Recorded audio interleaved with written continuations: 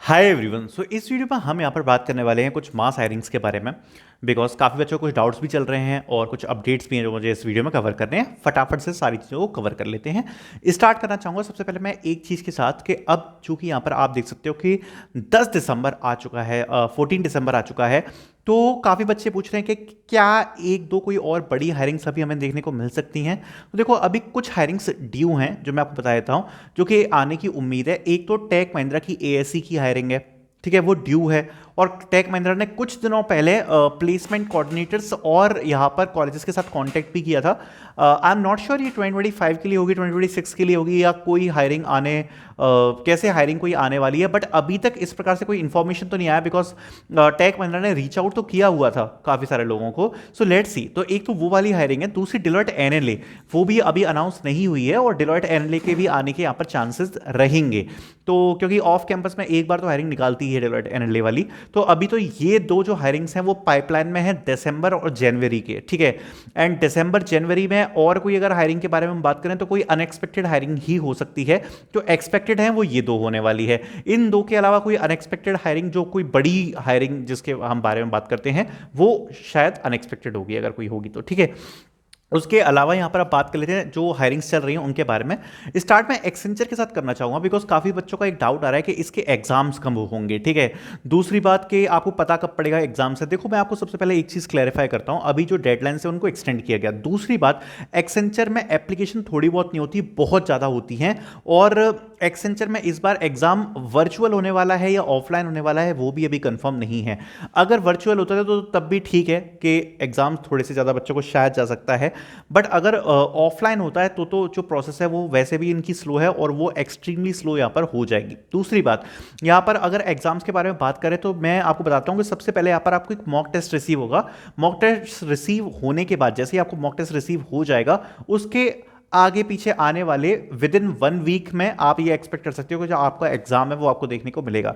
तो सबसे इंपॉर्टेंट है कि पहले आपको एक मॉक टेस्ट आना चाहिए एक्सेंचर की तरफ से। अब उसमें कितना टाइम लग सकता है, देखो 12 दिसंबर तक यहाँ पर एक फर्स्ट डेडलाइन थी, तो उसको मैं मान के चल रहा हूँ अभी मोटा मोटा पॉइंट।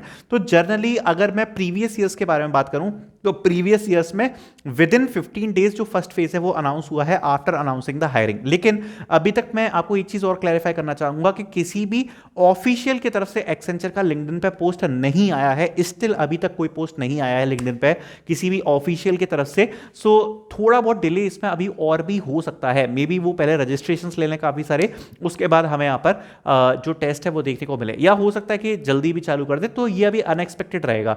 बट अभी आप ये मान के चलना कि एक बार कोई ऑफिशियल का पोस्ट तो लिंक्डइन पे डेफिनेटली आएगा, बिकॉज ये इंस्ट्रक्शंस दी जाती है। इवन जो एक्सेंचर में कोई डायरेक्टर हो, वीपी हो या कुछ भी हो, वो एटलीस्ट एक बार जरूर पोस्ट करेगा एक्सेंचर की हायरिंग के बारे में। एंड तब एक प्रॉपर फ्लो पकड़ता है यहाँ पर हायरिंग का। दूसरी बात, एक्सपेक्ट आप कर सकते हो कि विद इन 15-20 डेज में भी 12 दिसंबर से विद इन 15-20 डेज में शायद फर्स्ट जो फेज है वो यहाँ पर एक्सेंचर का आ जाएगा। और एक चीज मैं आपको और क्लैरिफाई करना चाहूंगा कि जो स्टार्टिंग के 2 फेज रहते हैं ना एक्सेंचर के, वो काफी मेजर रहेंगे। सबसे बड़े फेज जो होते हैं एक्सेंचर के वो स्टार्टिंग के 2 फेज रहते हैं, और उसके बाद तो थोड़े बच्चों को आता ही रहता है। अगले 3 महीने, 4 महीने, 5 महीने तक जो मेल्स है वो आते ही रहते हैं। स्टार्टिंग के जो 2 फेज है वो यहाँ पर काफी ज्यादा बड़े होते हैं और ज्यादातर बच्चों को उसमें मेल्स आ ही जाते हैं। तो ये चीज भी यहाँ पर पॉइंट आउट करने वाली है।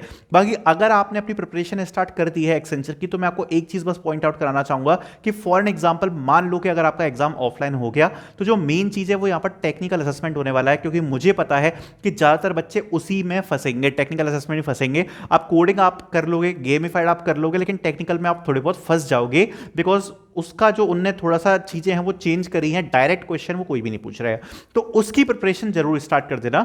बाकी अगर आप मॉक टेस्ट परचेज करना चाह रहे हो जिससे आपको एक बार आइडिया लग जाए कि भाई किस प्रकार के क्वेश्चंस आते हैं, तो मॉक टेस्ट की लिंक आपको डिस्क्रिप्शन में मिल जाएगी, आप चेकआउट कर सकते हो। अगर आपको असेसमेंट आ जाए और अगर आप असेसमेंट के बाद लेना चाह रहे हो तो भी ठीक है, तो भी कोई प्रॉब्लम नहीं है, बिकॉज उसमें कॉन्टेंट ऐसा है जो आप 5 या 6 दिन में कवर कर लोगे पूरा, ठीक है।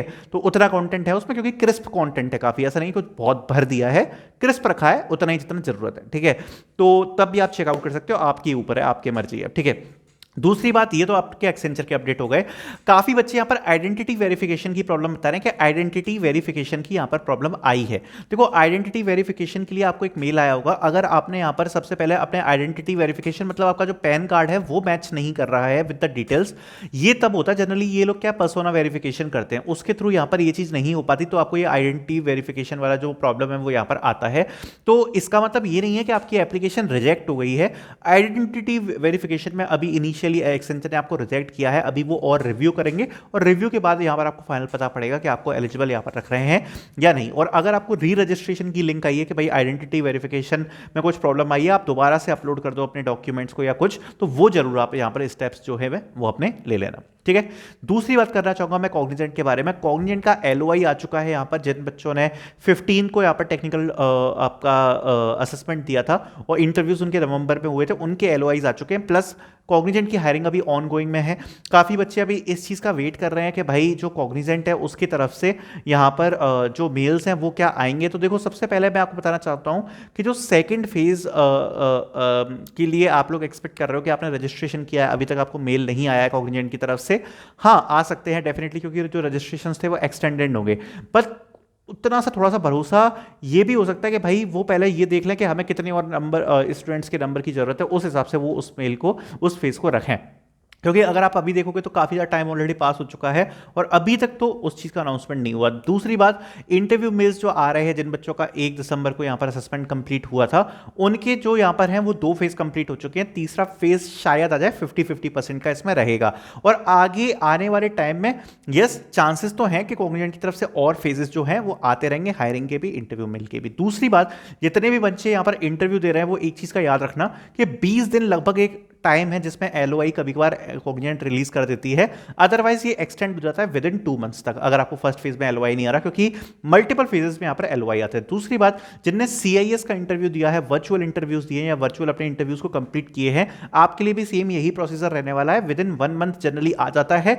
अगर फर्स्ट फेज में नहीं आ पाया तो सेकंड फेज 2 महीने तक का टाइम ले सकता है। तो थोड़ा सा आपको पेशेंस यहाँ पर रखना पड़ेगा, ठीक है। तो ये चीज भी आप लोगों को याद रखनी पड़ेगी। तीसरी चीज एक और इंपॉर्टेंट है कि जो रिवेचर वाली कॉग्निजेंट हायरिंग थी उसकी तरफ से भी यहां पर जो है वो यहां पर ट्रेनिंग्स के मेल आ चुके हैं। तो अगर आपको सब कुछ सूटेबल लग रहा है, अगर आप रेडी हो अपने आप को पहले ट्रेनिंग एंड हायर वाले मॉडल पर ले जाने के लिए, तो डेफिनेटली आप उसको स्टार्ट कर सकते हो। रिवेचर की शायद 22 दिसंबर से यहां पर जो ट्रेनिंग्स है वो स्टार्ट हो रही है। मैं एक सेपरेट वीडियो भी बना दूंगा कैसे क्या प्रोसेस होती है। जस्ट मुझे एक इन्फॉर्मेशन देनी थी कि उसके भी जो फाइनल सिलेक्शंस के मेल है वो यहां पर आ चुके हैं रिवेचर के थ्रू, जिन बच्चों के जो इंटरव्यूज हैं वो कंप्लीट हुए थे। तीसरा अपडेट मैं आईबीएम की तरफ से देना चाहूंगा। आईबीएम की तरफ से मास हायरिंग सीआईसी की चल रही है और काफी बच्चों को डेली यहाँ पर कोडिंग असेसमेंट आ रहे हैं या कुछ कुछ दिनों के गैप्स पर कोडिंग असेसमेंट आ रहे हैं। अगर आप कोडिंग असेसमेंट को कंप्लीट कर रहे हो, उसके बाद यहाँ पर फिजिकल जो असेसमेंट और इंटरव्यूज के मेल है वो भी यहाँ पर आईबीएम की तरफ से भेजे जा रहे हैं। डेफिनेटली एक बड़ी हायरिंग है, तभी आईबीएम बार बार कोडिंग असेसमेंट्स भेजे जा रही है। सो जितने भी बच्चे, अगर पॉसिबल हो, अगर आपको इंटरव्यू आ रहा है, अगर आपका आसपास इंटरव्यू है, तो डेफिनेटली उसको अटेंड करना। This is the all update which I want to cover. Thank you so much for watching.